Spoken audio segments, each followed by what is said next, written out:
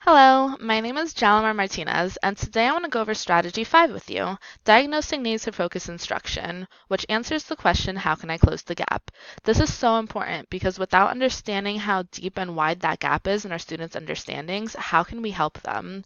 So the three main things I want to go over with you today are 1, understanding the importance of the feedback loop, 2, identifying the three main categories of learning needs, and 3, developing strategies you can use to diagnose those learning needs.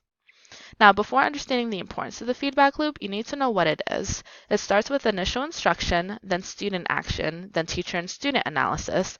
However, instead of going straight to the grade, you're going to loop back around students by revising and teachers by additional instruction. The reason why this looping around is so important is because learning is messy. It's not linear, it does not go straight from point A to point B. Students have have a lot of different paths that they go through when they're learning a new concept.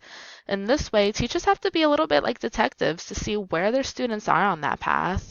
So, doing that detective work, you're figuring out where students are on that path and how you can help them best.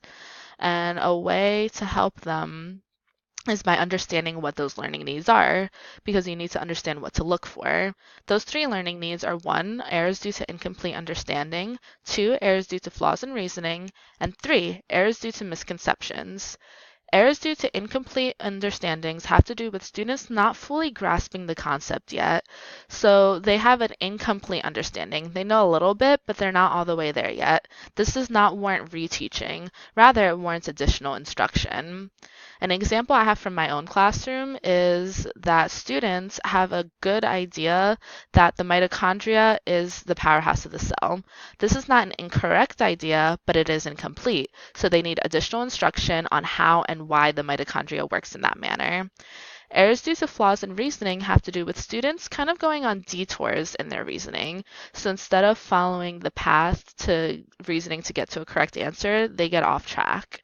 A way that teachers can help students with their flaws in reasoning is by 1, having very clear learning targets for them to refer back to, and 2, having good and weak examples of student work or of work that show these flaws in reasoning.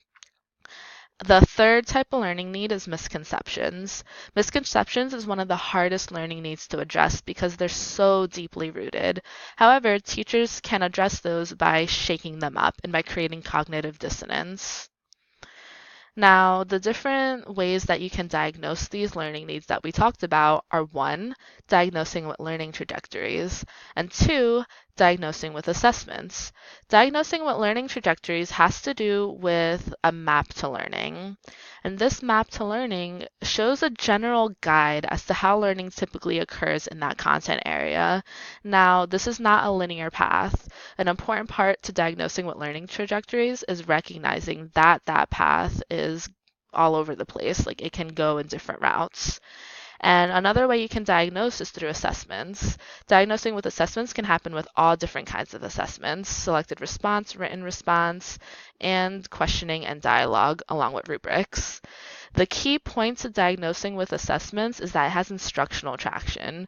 Instructional traction with assessments has to do with the ability of assessments to really pinpoint specific learning needs. Instead of pointing to a topic and saying students have trouble with this, it points to a specific need.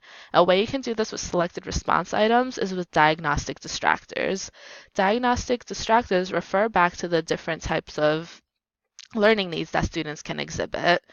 Now, here I have diagnostic distractors that pinpoint to the misconception that increasing activation energy makes reactions go faster. Really, reactions go faster because the activation energy is lowered, and these diagnostic distractors that were shown on the previous slide help me find which students know that and which don't. This image has to do with rubrics and performance selected tasks. In order for those to be diagnostically useful, you have to start looking at the blocks. You can't look at it overall. With assessing with questioning and dialogue, that is best instructionally tractable when the environment is open and welcoming to mistakes and honest discussion. And so, in conclusion, in order to bridge the gap for the learning needs, you need to know what those learning needs are, and teachers need to be able and willing to diagnose using different methods to help students get to where they need to be.